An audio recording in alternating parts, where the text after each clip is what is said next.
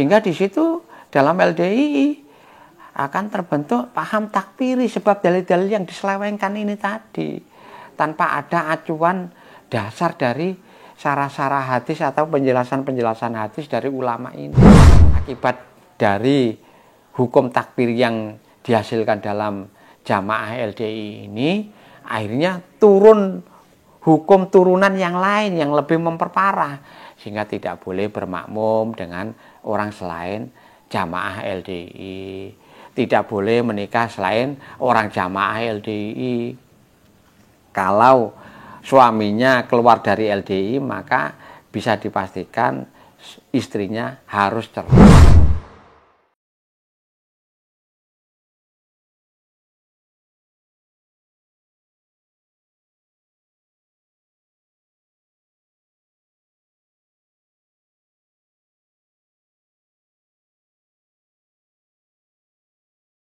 Assalamualaikum warahmatullahi wabarakatuh.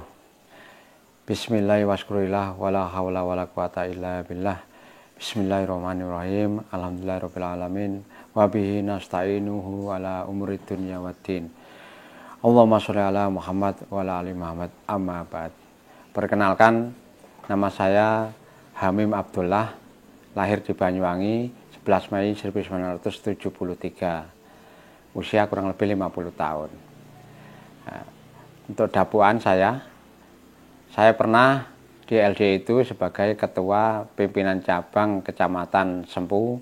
Kemudian untuk jabatan di dalam Islam Jamaah pernah menjadi imam kelompok dan dai Islam Jamaah. Sejak kapan Pak Hamim masuk dan Awalnya saya itu masuk kurang lebih sekitar tahun 1987. Usia berapa? Usia sekitar SMP kelas 1, kelas 2 kurang lebih. Yang mengajak saya itu adalah Pak Yai saya, guru ngaji saya namanya Pak Yai Alvan. Kebetulan beliau itu masuk direkrut oleh orang-orang LDII, sehingga beliau masuk, murid-muridnya banyak yang ikut. Karena otomatis karena Pak Yai saya ikut, saya ya ikut saja, karena memang saya lihat di situ yang dikaji pun sesuai dengan pedoman orang Islam, yaitu Al-Quran dan Al-Hadis. Seperti itu awalnya. Dari mana awal Bapak akhirnya bisa ragu dengan ajarannya Islam Jamaah? Sebelum mengawali saya ragu, sebelumnya saya itu belajar mulai tahun 1987, kurang lebih di dalam Islam Jamaah itu sekitar 30 tahun lebih. Sekitar 32 tahun. Kenapa saya selama itu di dalam LDII ataupun Islam Jamaah? Karena memang pada waktu awal-awal itu sampai sekitar tahun 2019, saya merasakan LDII itu memang benar. Karena benarnya sesuai dengan Al-Quran dan Al-Hadis. Sehingga waktu itu saya masih di dalam LDII, ada orang menjelek-jelekkan LDII, menganggap LDII ataupun Islam Jamaah ini sesat, pasti akan saya datangi. Saya tidak peduli siapapun, termasuk Pak Yai luar, dari kalangan Nahdien ataupun dari kalangan mana saja, pasti akan saya datangi. Pasti akan saya argumentasi. Sesatnya di mana LDII ini? Sekarang, termasuk waktu itu, saya waktu SMP itu, saya sudah berani mendatangi namanya Pak Kiai saya, guru-guru saya datangi, saya bawakan himpunan ataupun kitab-kitab kecil LDII yang namanya Kitabus Shalah, saya kasihkan, saya bawakan. Ini loh Pak, yang saya kaji, silakan dilihat. Kalau memang salah, pasti tunjukkan salahnya, saya akan keluar dari LDII. Waktu itu saya berani, dan saya tunjukkan Quran saya, hadis saya, ya, semuanya menyatakan, ya kalau yang ini benar, memang Quran benar, hadis benar, Qurannya sama, hadisnya sama. Nah, dengan dasar itulah saya semakin mantap di dalam LDII. Oh, berarti ya mereka saja tidak bisa menjelaskan kesalahannya LDII. Waktu itu yang terkenal Islam Jamaah. Jamaah ini tidak ada salahnya berarti. Padahal sudah saya bawakan kitab-kitabnya ke ulama-ulama, ternyata tidak bisa menunjukkan mana salahnya. Nah, seperti itu. Seberapa perjuangan Bapak Hamim ketika membela Islam Jamaah atau LDI? Ya waktu itu karena saya ini alhamdulillah termasuk di LDI itu kader yang militan.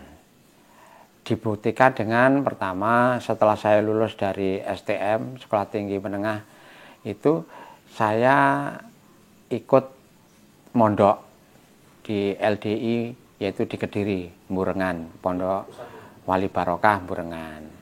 Saya tempuh sekitar 1 tahun, saya lulus. Karena memang alhamdulillah saya bekal dari rumah itu sudah mapan, termasuk dulu waktu sebelum masuk LDI pun saya nahu sorob itu sudah pernah belajar. Terus Al-Quran bacaan itu juga sudah belajar. Bahkan tajwidnya saya sudah hafal dulu itu sebelum masuk LDI. Namanya tajwidnya itu pakai kitab Hidayatus Sibyan.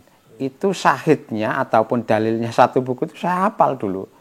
Sampai nahu sorob yang awal itu jurumnya saya banyak yang hafal. Untuk nadomannya itu saya banyak yang hafal, alhamdulillah waktu itu. Nah, karena saya padukan dan saya waktu itu katanya memang LDI ataupun jamaah ini sesat, tapi saya tanyakan ke ulama-ulama Nahdliyin ataupun ulama-ulama luar itu tidak bisa menjelaskan, belum bisa menjelaskan di mana letak kesesatannya. Akhirnya saya tambah mantap. Sampai-sampai saking mantapnya saya di LDI itu, jangankan cuma tenaga, harta saya kasihkan, semuanya saya dedikasikan penuh untuk LDI. Bahkan saking pahamnya saya dulu di LDI itu, kan orang LDI ataupun jamaah itu meyakini bahwa kalau Jumatan tidak ikut Jumatannya LDI ya tidak sah.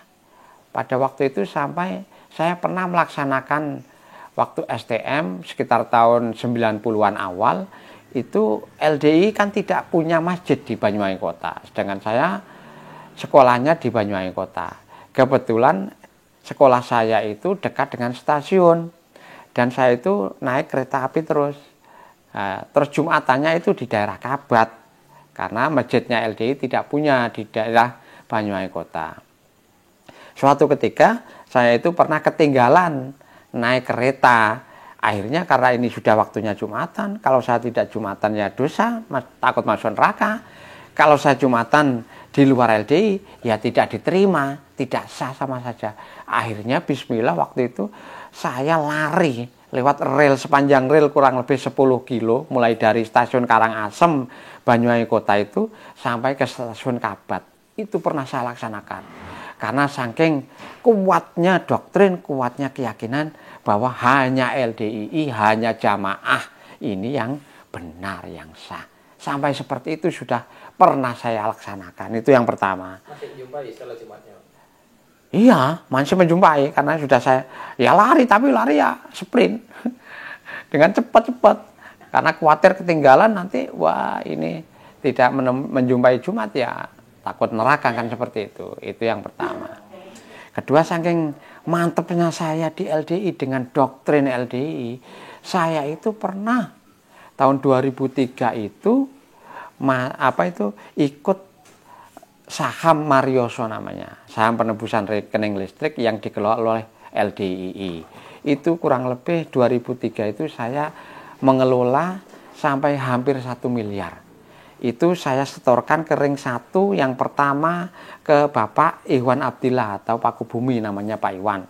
Yang kedua Pak Agus Yulianto yang ada di Geringging. Yang ketiga lewat Pak Abdul Aziz yang sekarang jadi amirnya LDI, lewat yang di sini namanya almarhum Cak Tukiran dan Ponaji. Seperti itu. Walaupun saya 2003 itu sudah kehilangan banyak harta, sawah saya jual, kebun saya jual, mobil saya jual, saya masukkan semuanya agar bisa ikut sahamnya Bapak Amir ini, saham Marioso itu. Tapi walaupun endingnya itu gagal, endingnya tertipu, katanya ini dibawa lari Marioso, disuruh sabar, ya saya tetap sabar. Nah, dinasihati bahwa inilah menunjukkan bahwa surga itu mahal, walaupun hilang banyak hartanya, yang penting tetap di dalam jamaah itu masih kurup katanya, masih ada imbalannya, masih ada harapannya surga. Kita manut-manut saja seperti itu. Itu yang kedua. Yang ketiga, saking pahamnya saya di dalam LDI, saking menganggap LDI itu paling benar, paling sah, sesuai doktrin yang saya terima, 2003 awal Januari itu terjadi perang di kelompok saya, kelompok Gumo, Desa Karangsari, Kecamatan Sempu. Kalau daerahnya ikut daerah Barata, Barat Utara. Waktu itu imam daerahnya Bapak Imam Mahdi. Nah, itu terjadi konflik dengan masyarakat. Waktu itu terjadi perang 2003 awal, yaitu Januari, sekitar Januari, Lebaran 2 hari. Terjadi gesekan dengan masyarakat. Karena apa? Karena LDI waktu itu di tempat saya itu membuat masjid. Kenapa LDI membuat masjid? Karena ingin Jumatan sendiri. Kenapa ingin Jumatan sendiri? Sebab masalahnya kalau Jumatan dengan masyarakat umum itu tidak sah, gak diterima, lihat buak biu seperti itu. Akhirnya berusaha membuat masjid sendiri digunakan untuk Jumatan. Nah, masyarakat tidak menyetujui karena ini sudah ada masjid jame, kenapa membuat masjid lagi? Harusnya kan harusnya kan bersatu dengan umat. Nah, karena kita di dalam LD itu meyakini bahwa Jumatan kalau tidak pakai bahasa Arab dan tidak ikut Jumatannya LDI tidak sah, makanya kita tetap ngotot saja. Akhirnya itu terjadi penolakan, hampir dibakar masjidnya. Dan waktu itu karena ketua pimpinan cabang LDI di situ adalah saya, otomatis saya yang jadi target untuk dibunuh, untuk dilenyapkan dan lain-lain. Tapi walaupun seperti itu, saya tetap semangat karena saya meyakini ini kebenaran, ini surga. Saya tanyakan pada waktu perang itu sangat mencekam karena dari kedua belah pihak, dari kalangan masyarakat itu membawa parang dan lain-lain, dari kalangan LDI juga sama, bawa peralatan, ada yang bawa pentungan, ada yang bawa pedang, ada yang bawa penjalin dan lain-lain. Sehingga banyak terjadi korban. Tapi yang terbanyak korbannya adalah dari pihak LDI. Banyak yang diajar oleh massa, tapi nggak sampai terjadi korban jiwa. Karena pada waktu itu sudah mau berhadapan, mau tawur. Nah, polisi yang menjaga dan tentara itu mengeluarkan tembakan peringatan. Tengah malam, diar 3 kali, diar. Akhirnya dari masyarakat mengalah mundur. Insya Allah kalau sampai terjadi clash waktu itu sangat memungkinkan karena malam dan kedua belah pihak memang sudah sama-sama berani. Kalau dari pihak masyarakat itu beraninya karena menganggap LDI ini sesat dan banyak pendukungnya. LDI karena menganggap saya ini benar, fisabilillah, jalan bela jihad, inilah jalan surga saya, mati nggak apa-apa walaupun sedikit. Tapi pada waktu itu dikerahkan hampir seluruh LDI sak Banyuwangi ngedrop ikut membantu di tempat saya itu. Ya walaupun nggak imbang sebenarnya sih. Mungkin seluruh Banyuwangi itu waktu itu ya hanya sekitar ratusan, 500 apa 600 kurang lebih. Tapi kalau di masyarakat kan ribuan sebenarnya. Nah, tapi sama-sama berani.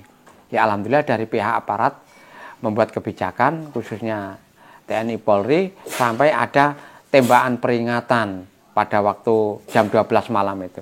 Sehingga masyarakat mengalah mundur, LDI tetap bersikukuh menjaga masjidnya. Sehingga alhamdulillah tidak sampai terjadi clash. Tapi setelah itu terus penolakan berlanjut terus. Karena di dalam LDI itu ada doktrin sobat pokat obat, itu kita jalankan. Nah, kita mainkan. Jadi pemuka-pemuka agama kita dekati, kita gambui, kita kasih bingkisan, kita kasih daging korban, kita perbaiki dan lain-lain. Pejabat-pejabat kita dekati, alhamdulillah akhirnya bisa menerima sampai sekarang ini seperti itu. Di antaranya keyakinan saya dulu yang balung sumsum merasa paling benar di LDI sampai seperti itu. bukan hanya tenaga, bukan hanya waktu, bahkan harta nyawa itu sudah saya pertaruhkan 100%. Sudah saya praktekkan, bukan hanya kata-katanya ataupun hanya jargon. Saya sudah praktekkan. Saya dulu itu pernah ditawur satu masjid, itu pernah seorang diri. Seperti itu. Itu saya belani Islam Jamaah ataupun LDI itu sampai seperti itu. Jadi maksimal total all out saya bela LDI sampai tetes darah penghabisan pada waktu itu. Sampai habis-habisan. Harta benda itu sampai habis-habisan, sampai saya hijrah ke luar negeri dalam rangka ya memperbaiki citra biar untuk membereskan ataupun menyelesaikan permasalahan saham Marioso itu bisa berkurang ataupun bisa selesai seperti itu.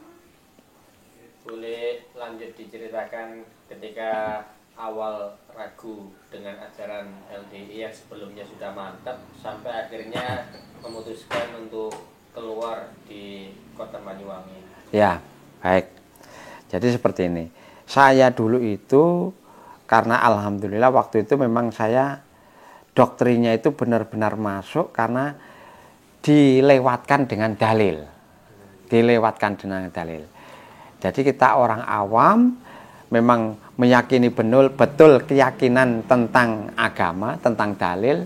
Lah doktrin ini dilewatkan dalil. Sehingga kita ini meyakini itu suatu kebenaran yang mutlak, tidak bisa diganggu-gugat. Memang ini paling benar. Tapi dilalah waktu itu saya juga saking untuk memantapkan diri saya dan jamaah saya, setiap nasihat saya bilang, umpama ada yang lebih benar daripada LDI, pasti saya yang pertama keluar dari LDI. Itu saya sering nasihat seperti itu. Tujuan saya waktu itu untuk memantapkan warga LDI, warga Islam Jamaah ini agar tidak keluar. Bahwa memang tidak ada selain LDI, selain Jamaah ini yang benar nggak ada. Tapi dilalah saya nasihat seperti itu, Allah memberikan mengijabahi doa saya. Saya kan setiap nasihat, umpama benar ada yang lebih benar daripada Islam Jamaah, pasti saya akan keluar paling dulu. Alhamdulillah, pada waktu itu sebenarnya jauh sebelum ada penonaktifan Syekh-Syekh 3 ini, Syekh Khalil, Syekh Abdul Mas'ud, Syekh Abdul Aziz Ridwan dan kawan-kawan itu, saya sekitar tahun 2010 itu sudah banyak sekali keraguan-keraguan yang saya alami ataupun saya pertanyakan. Tapi karena memang dalilnya, ilmunya itu hanya mentok di situ saja, sehingga tidak ada jawaban yang memperjelas tentang kedudukan dalil-dalil krusial, dalil-dalil doktrin itu. Seperti itu. Baru setelah awal 2017 itu saya dikirimi email sama kawan-kawan saya yang dulu-dulu itu tentang ini loh penjelasan, kalau sekarang takdil syubhat, tentang dalil-dalil krusial, menjawab dalil-dalil doktrin LDII, di antaranya dalil masalah man mata bigori imamin mata mitatan jahiliyah. Kalau dimaknani dengan makna versi LDI kan, barang siapa mati tidak punya amir ataupun tidak punya imam, mata mitatan jahiliyah, maka matinya akan mati jahiliyah atau mati kafir. Itu kan pemahaman ataupun versinya LDI, penjelasan versi LDI. Man mata bigora imamin mata mitatan jahiliyah. Barang siapa mati tidak punya imam atau amir, maka matinya dihukumi mati jahiliyah, alias mati kafir, ditambahi seperti itu. Sehingga itu masuk. Nah, tapi setelah saya dikasih informasi oleh kawan saya itu dengan penjelasan dalil-dalil yang lain, dengan syarah-syarah hadis, saya disuruh buka dalam Fathul Bari, yang dimaksud mati jahiliyah ini apa mati jahiliyah kafir atau gimana. Setelah saya buka, ternyata pemahamannya lain jauh. Di situ dijelaskan bahwa man mata bigori imamin mata mitatan. barang siapa mati, kalau menurut versinya Sarah, barang siapa mati tidak punya imam ataupun amir, maka mati siapa orang. Mitatan dengan mim di kasroh itu ternyata ada manfaatnya mim kasroh itu. Kalau dalam ilmu nahwu kan ada itu kaidah itu. Merupakan hal menunjukkan keadaan kan itu. Nah, jadi mitatan dengan mim di kasroh itu menunjukkan keadaan. Jadi yang jahiliyah itu adalah keadaannya, zamannya. Ya, jadi penjelasan sesuai sarah hadisnya itu dijelaskan bahwa barang siapa mati tidak punya imam, pemimpin atau amir, dalam hal ini adalah pemimpin tertinggi di suatu wilayah atau di suatu negara, maka matinya seperti matinya di zaman jahiliyah. Contohnya makosid syariahnya, tujuan syariahnya dibentuk keimaman ataupun keamiran dalam Islam itu, umpama orang ini mati karena dibunuh, maka tidak bisa mengkisos yang membunuh, karena amirnya atau pemimpinnya bukan pemimpin Islam, pemimpinnya pemimpin kafir. Itu tujuannya. Kalau yang mati ya tetap Islam orangnya. Jadi bukan, kalau di dalam versinya Islam Jamaah yang jahiliyah itu adalah orangnya, tapi setelah melihat penjelasan kaidah ulama dalam ilmu nahwu shorof dan penjelasan dalam sarah, ternyata yang jahiliyah adalah zamannya, waktunya. Kan jauh berarti. Maksudnya jauh.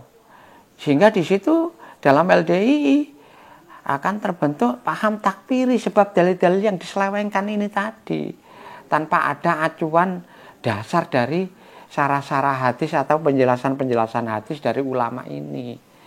Sehingga ya harusnya yang jahiliyah ini adalah zamannya menjadi orang yang tidak punya amir, sehingga menghukumi sembarangan, menghukumi paham takfiri dalam jamaah seperti itu. Akibat dari hukum takfir yang dihasilkan dalam jamaah LDI ini, akhirnya turun hukum turunan yang lain yang lebih memperparah, sehingga tidak boleh bermakmum dengan orang selain jamaah LDI, tidak boleh menikah selain orang jamaah LDI. Kalau suaminya keluar dari LDI, maka bisa dipastikan istrinya harus cerai, karena kalau dinikahi orang selain LDI, jamaah LDI, itu dihukumi sama saja dengan menikah dengan anjing ataupun dengan hewan. Itu doktrin yang digunakan. Dan banyak lagi turunan-turunan hukum yang lain, termasuk orang-orang yang sudah keluar dari LDI ini dihukumi murtad oleh imam mereka itu, sehingga semuanya dihalalkan sebenarnya. Jangankan hartanya, darahnya pun dihalalkan. Untung kita hidup di negara hukum Indonesia ini, sehingga mereka tidak berani. Kalau tidak ada hukum, ya kemungkinan kita ini sudah jadi target utama dari mereka-mereka itu. Tapi walaupun seperti itu, kita masih dipersekusi, dicari celah-celah agar kita ini bisa dipersekusi dengan berbagai cara. Jadi seperti itu bahayanya Islam Jamaah LDI ini. Nah, alhamdulillah saya teruskan. Kenapa saya kok bisa menjadi ragu akhirnya keluar? Pertama, saya dikirimi, selalu konsultasi dengan kawan-kawan yang sudah waktu itu kan belum umum medsos ya. Nah, sekitar tahun 2006, 2007 sampai 2000 belum.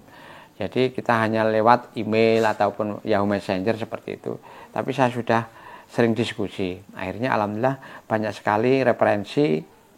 Nah, setelah itu, tapi saya tetap di dalam karena saya pelan-pelan saya kondisikan untuk memperbaiki dari dalam. Termasuk saya waktu itu masih menjabat sebagai imam kelompok, saya minta izin keluar. Nah, apa itu minta izin berhenti dari imam kelompok. Dari Senkom saya juga minta izin berhenti.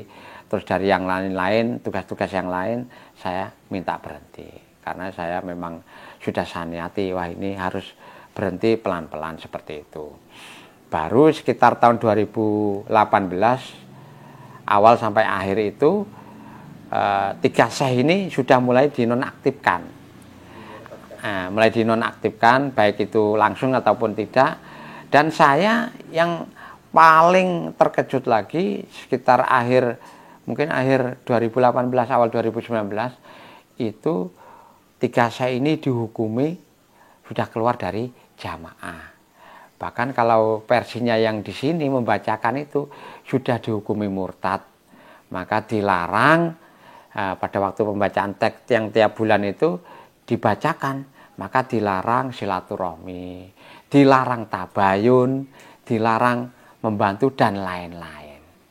Lah, dengar seperti ini saya langsung logika berpikir saya tidak masuk, tidak menerima. Ini tidak benar ini.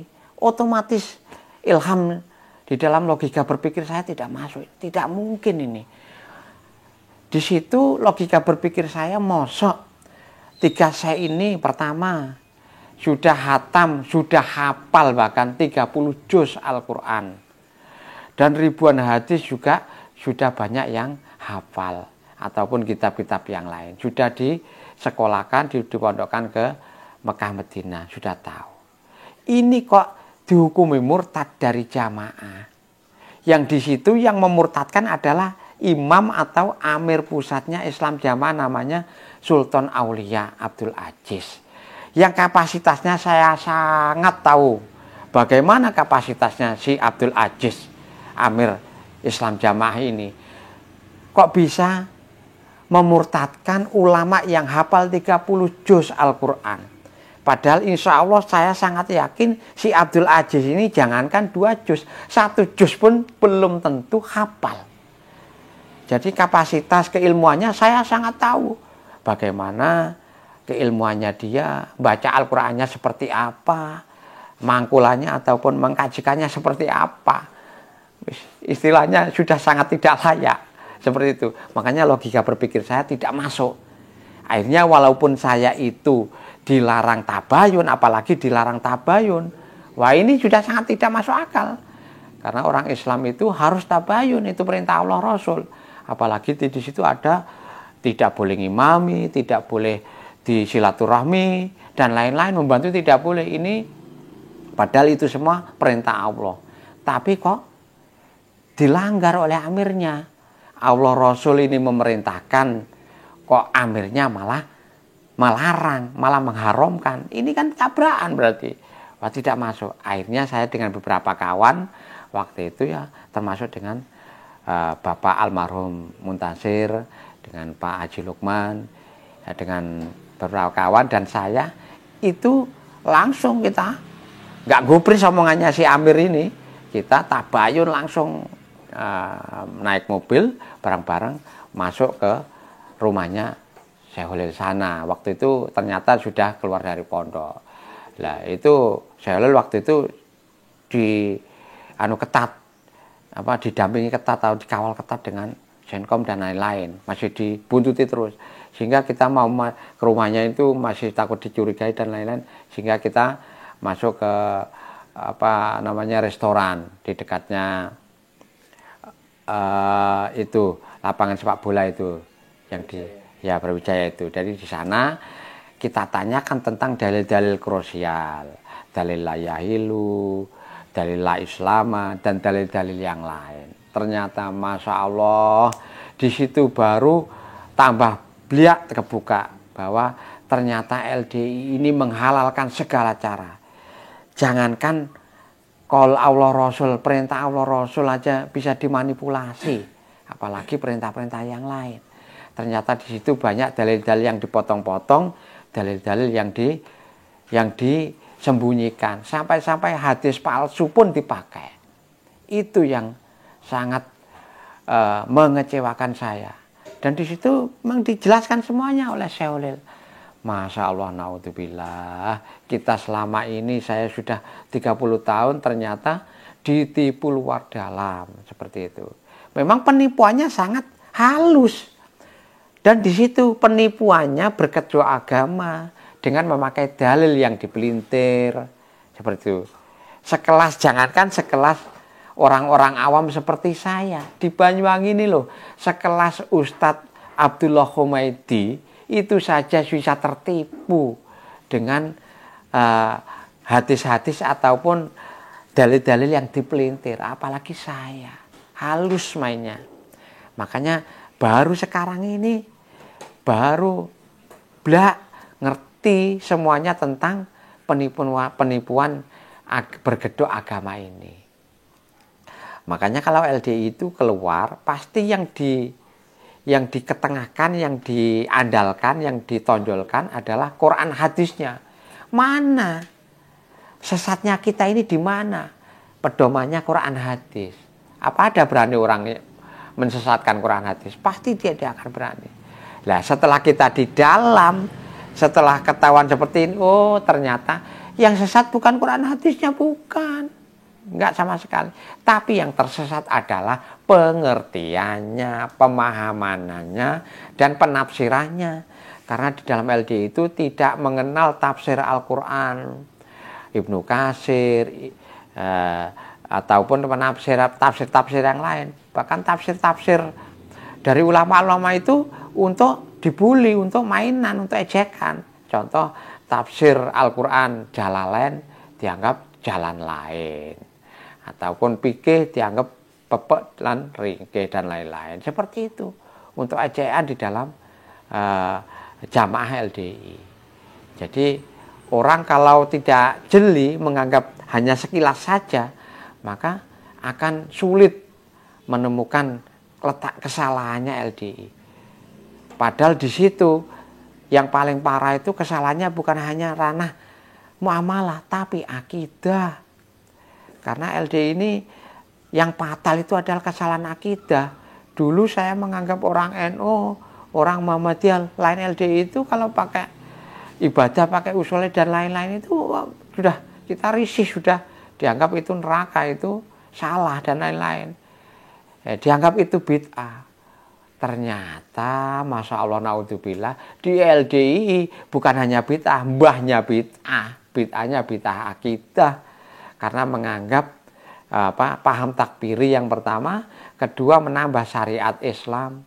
Orang Islam ini tidak akan dianggap sah Islamnya orang LDII kalau tidak punya amir.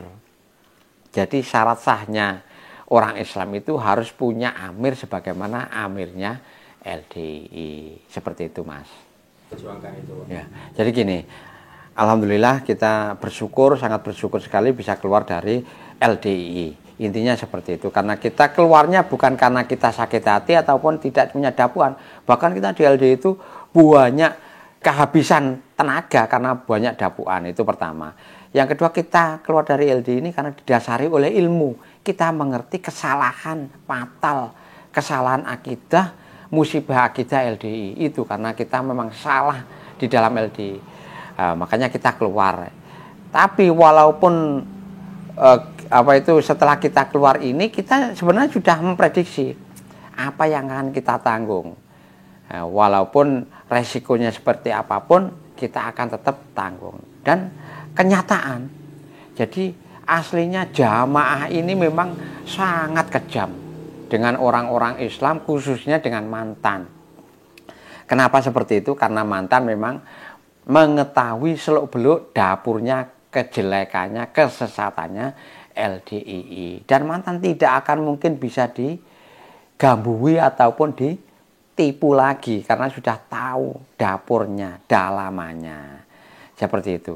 Sehingga kita keluar ini alhamdulillah di Banyuwangi khususnya karena saya ditunjuk kawan-kawan sebagai ketua FPHW, Forum Persaudaraan Hijrah Wasatiyah Besuki, Karesidenan Besuki, meliputi Banyuwangi, Jember, Bondowoso, Situbondo. Dan khusus untuk Banyuwangi sendiri yang hijrah sampai per 2021 itu sudah sekitar 200 jiwa. Alhamdulillah 200 jiwa. Saya ada data, ada by name, by address, itu semuanya ada. Dan sudah saya berikan itu ke Polres Banyuwangi, khususnya Intel. Intel Banyuwangi sudah saya kasihkan datanya. Kalau sampai sekarang insya Allah sekitar mendekati 250 jiwa kurang lebih. Belum yang bunglon di dalam. Jadi alhamdulillah walaupun pergerakan kita ini pelan, tapi Allah memberikan keberkahan. Mudah-mudahan dengan ini kita terus bergerak, banyak yang tersadarkan, banyak yang mendapatkan hidayah keluar dari ajaran sesat Islam Jamaah LDI ini. Tapi walaupun seperti itu, mereka LDI ini sudah sangat betul-betul masif untuk membuat mantan-mantan ini tersakiti ataupun merasakan akibat dari doktrin deblek itu tadi. Contohnya, orang umpama suaminya sudah keluar dari LDI, istrinya pasti akan dipengaruhi oleh pengurus-pengurus dan orang-orang doktrin LDI itu untuk meminta cerai. Contohnya sudah banyak, termasuk ada Pak Wondo, ada yang lain-lain, banyak di Banyuwangi sekitar 3-4 orang yang minta cerai itu, termasuk Pak Haji Maliki yang di Maron Gendeng itu juga istrinya minta cerai. Jadi akibat paham takfiri dan lain-lain yang doktrin LDI itu, sehingga mereka menghalalkan segala cara, apalagi dengan mantan. Dengan mantan-mantan itu memang dipersekusi habis-habisan. Termasuk contohnya saya itu sudah dilaporkan ke Polres 4 kali oleh oknum-oknum LDII. Yang pertama, karena saya dan kawan-kawan Hijrah ini membuat forum silaturahmi ex-LDII tahun 2021 di Hotel Banyuwangi sana, kan di situ dihadirkan Porpimda. Jadi mulai bupati kita undang, ketua MUI kita undang, terus dari unsur Polres kita undang, semuanya kita undang.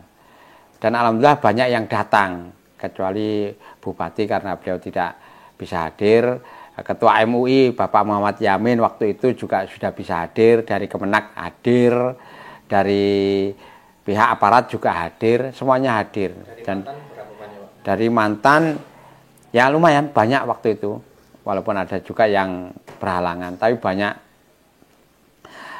Imbas dari situ LDI kebakaran jenggot, merasa bahwa kita menjelek-jelekkan. Akhirnya saya dilaporkan LDI itu menggandeng LSM untuk melaporkan saya dengan alasan saya kan ketuanya pelaksana di situ, melaporkan saya mencemarkan nama baik LDI di Banyuwangi seperti itu.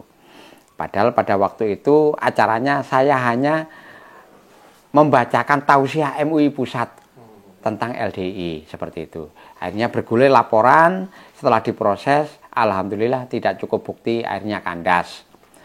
Karena lewat LSM itu tidak tembus, LDI akhirnya lewat ketua LDI Banyuwangi, ketua DPD-nya, Dewan Pimpinan Daerah, yaitu ketua Dewan Pimpinan Daerah Banyuwangi, itu langsung melaporkan pribadi saya tentang juga pencemaran nama baik. Alhamdulillah diproses. Nah, karena di situ prosesnya memang benar-benar sesuai dan konfirmasi juga kebetulan pada waktu itu kasat Pitsus pidana khusus itu kenal dengan wakil ketua MUI Pusat. Akhirnya beliau konfirmasi langsung ke ketua MUI Pusat Jakarta, sehingga dijelaskan bahwa tentang edaran tausiah dari MUI Pusat seperti ini dan lain-lain memang diiyakan betul. LDI masih dalam pembinaan waktu itu. Akhirnya alhamdulillah saya diperiksa mulai jam 1 siang sampai jam 7 malam. Jadi saya diperiksa, saya juga alhamdulillah bersyukur. Bahkan pada waktu itu saya berharap bisa sampai ke pengadilan, akan kita buka blak semuanya.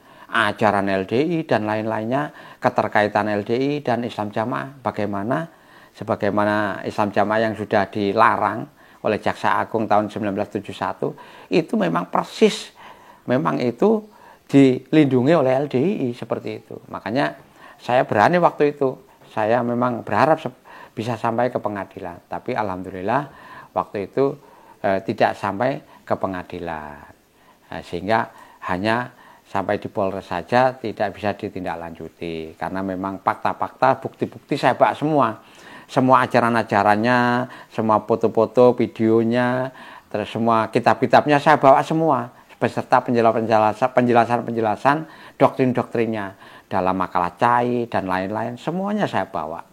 Dan saya juga banyak rekaman-rekaman nasihat lokal, termasuk nasihatnya Bapak Imam daerahnya, Bapak DPD-nya, Bapak kiai kelompoknya, imam kelompoknya, itu semua saya jelaskan di sana.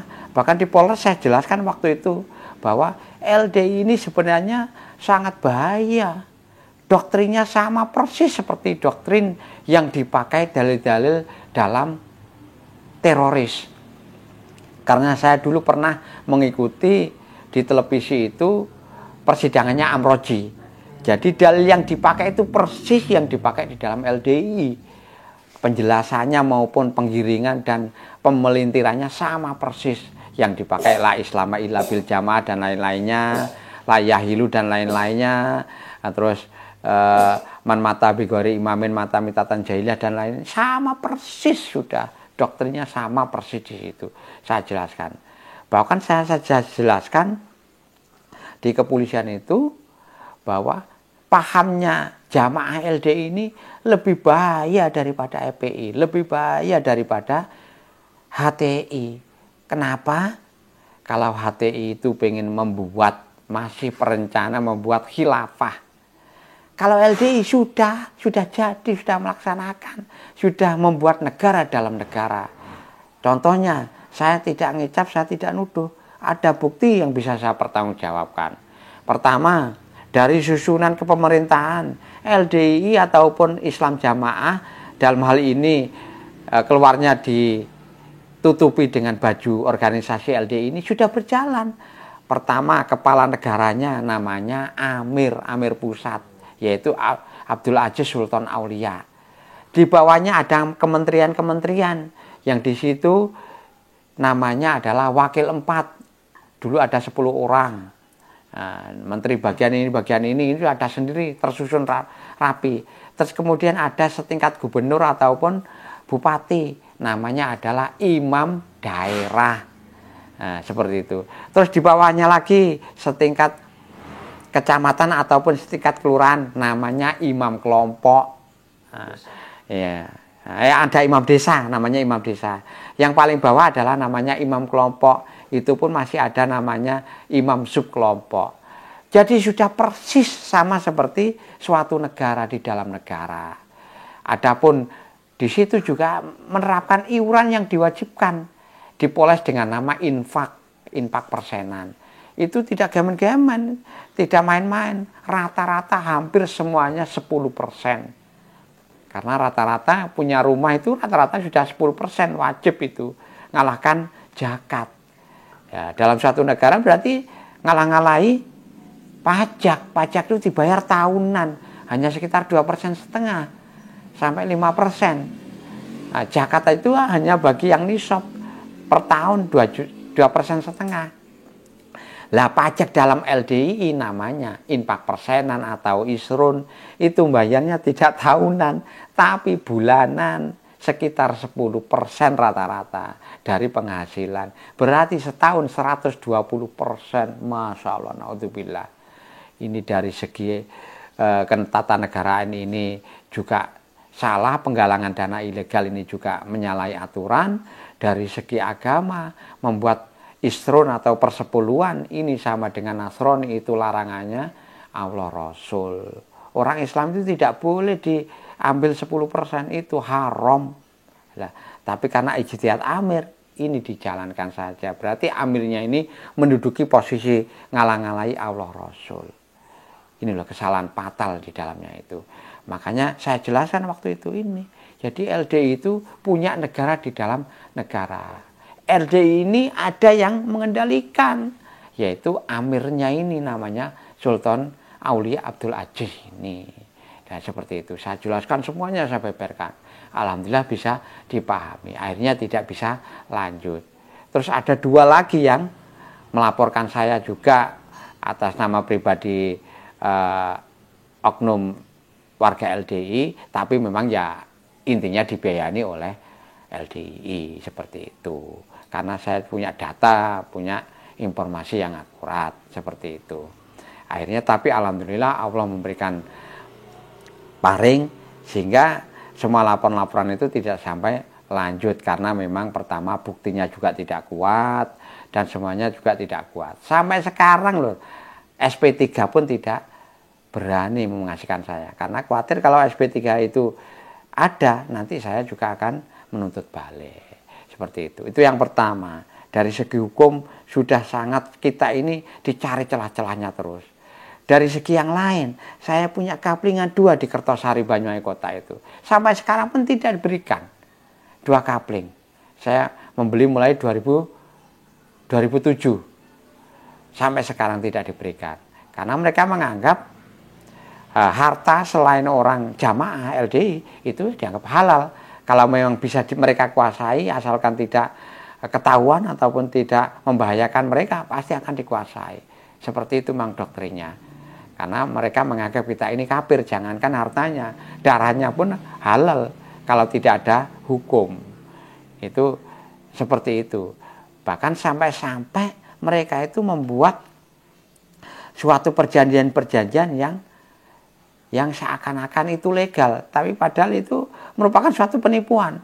Termasuk di tempat saya ini, masjid yang di tempat kelompok saya itu yang beli saya, namanya juga nama saya. Nah, terus juga rumah saya ini yang saya tempati itu juga yang beri saya, nama saya. Itu akhirnya dimasukkan ke dalam yayasan, namanya Yayasan Aroyan di bawah di bawah LDII. Seperti itu, katanya itu adalah hanya dipinjam nama. Bagaimana dipinjam nama? Saya beli 2 bidang tanah ini mulai 2003, sedangkan yayasannya berdiri 2016. Kapan katanya saya hanya dipinjam nama, terus kapan saya waktu itu saya beli 2003, terus yayasannya 2016, kan terpaut 13 tahun. Masa saya sudah beli, sudah saya sertifikat, yayasannya baru terakhir. Nah itu mereka membuat kong kali kong seperti itu dengan perjanjian namanya perjanjian nomine yang diakta notariskan. Ini pun nanti akan kita ungkap. Insya Allah akan segera kita ungkap. Karena menurut kawan-kawan yang di lawyer itu semua ini alhamdulillah untuk amir pusatnya sudah dilaporkan, mudah-mudahan segera tersangkakan, ya, bisa masuk. Dan kalau ada imam daerah itu jadi tersangka, itu juga sangat apik, sangat kita sangat mendukung agar masyarakat tahu ini loh kelakuannya. Imam daerahnya aja seperti ini, menghalalkan segala cara. Apalagi yang di bawah-bawahnya. Mulai dari keamiran pusat sampai imam daerahnya ini loh tersandera dengan hukum. Karena memang mereka menghalalkan segala cara.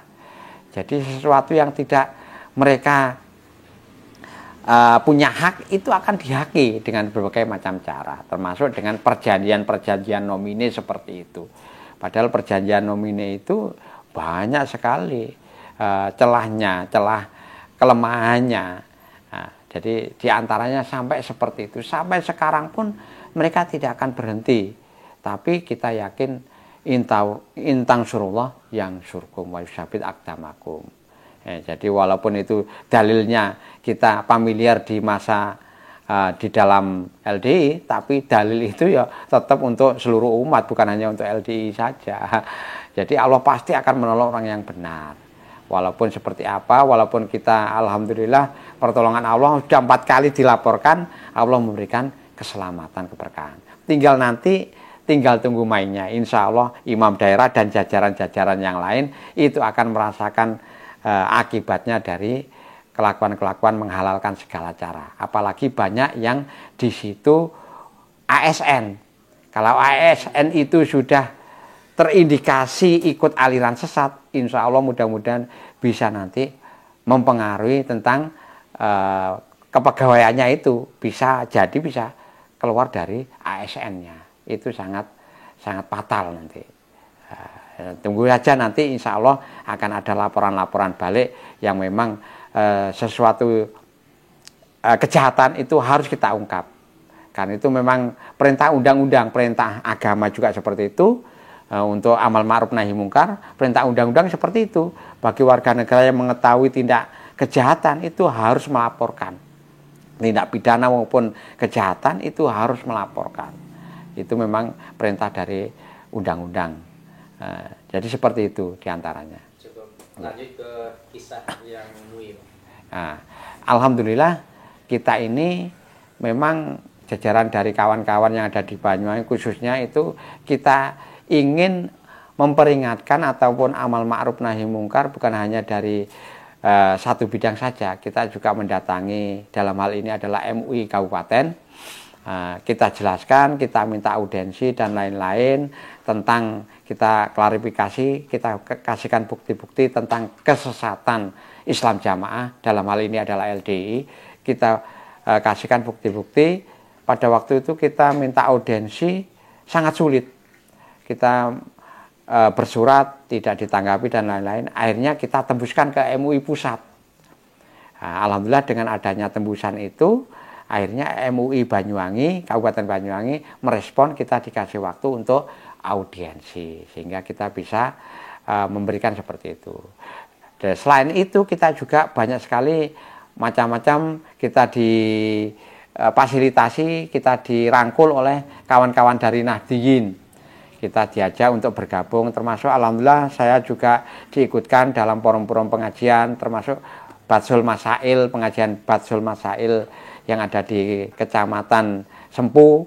Ikut waktu itu MWC-nya adalah Gus Turmudi, kita dilibatkan alhamdulillah, bahkan dari mantan-mantan ini difasilitasi, dirangkul oleh warga Nahdliyin, diajak bareng-bareng bergabung dengan Nahdliyin. Waktu itu ada acara kita dirangkul, yaitu bareng-bareng ada seremonial yang ada di MWC Sempu tahun 2021. Kemudian kita juga dirangkul lagi dari Kemenak, itu dimasukkan dan diundang dalam forum radikalisme dan aliran sempalan. Masukan-masukan kita, informasi kita tentang LDI sudah kita jelaskan, semua bukti-bukti kita kasihkan, dan alhamdulillah itu sebagai bahan yang bagus. Dan juga yang paling penting, kita mantan-mantan ini alhamdulillah merapat kepada jajaran masyarakat setempat, kita masuk ke umat, ke Islam rahmatan lil alamin. Jadi seperti saya alhamdulillah bergabung dengan yang terdekat, dengan Nahdliyin. Kalau yang dekat Muhammadiyah, kita gabung ke Muhammadiyah ataupun yang lain. Yang penting kita sudah bergabung bersatu dengan umat Islam, tidak seperti dulu dalam LDI eksklusif. Jadi merasa sing duwe swarga ya hanya LDI saja. Gak istilahnya itu apa ya? Gak rido oleh swargane dileboni umat yang lain. Masya Allah, naudzubillah, betapa parahnya kita dulu. Kita sampai merasa paling benar sendiri, paling pinter sendiri, sehingga slogannya dalam LDI itu adalah dadya gurune jagat. Dulu kita semangat, jadi kita merasa pede dadya guru jagat, walaupun hanya mondok 1 bulan, 1 tahun, tidak ngerti ilmu-ilmu yang lain, usul fikih, nahwu sharh dan lain-lain, tidak ngerti, tapi kita pede waktu itu, karena slogannya dadya guru jagat. Setelah kita keluar, ternyata kita ini benar-benar dadi guyune jagat. Masya Allah, naudzubillah. Kita memang benar-benar jadi guyunya jagat. Tidak ada apa-apanya, sangat kecil sekali. Makanya saya di tempat saya itu saya dirangkul, alhamdulillah, oleh masyarakat warga Nahdliyin itu sangat antusias menyambut kita, sangat antusias, merasa senang, ahlan wa sahlan, bisa keluar dari LDI. Kok bisa sampean Kang keluar? Padahal sampean ketuanya, sampean imamnya. Kok bisa keluar? Kok mau sampean keluar? Alhamdulillah. Sehingga kita dirangkul. Makanya dengan ini juga saya menyatakan kepada seluruh, khususnya orang-orang yang pernah saya ajak masuk LDII dan masih di dalam. Juga masyarakat umum yang pernah saya kafirkan. Dengan hati yang tulus, ini mungkin mewakili yang tidak terjangkau. Mudah-mudahan saya menyatakan, saya mohon maaf yang sebesar-besarnya, dan saya bertobat kepada Allah. Saya sudah keluar baroah, terbebas dari paham takfiri, saya kembali kepada Islam yang rahmatan lil alamin. Seperti itu. Jadi alhamdulillah, monggo jangan dilihat kita ini pribadinya orangnya. Jadi panjenengan harus mengutamakan akal kita dipakai juga. Dari agama itu adalah sesuai dengan akal. Makanya dalam Al-Qur'an itu afala tatadzakkarun, afala taqilun, itu kan sering diulang-ulang. Mbok yo mikir. Jadi kita cari pembanding. Jadi agama itu jangan hanya satu sumber.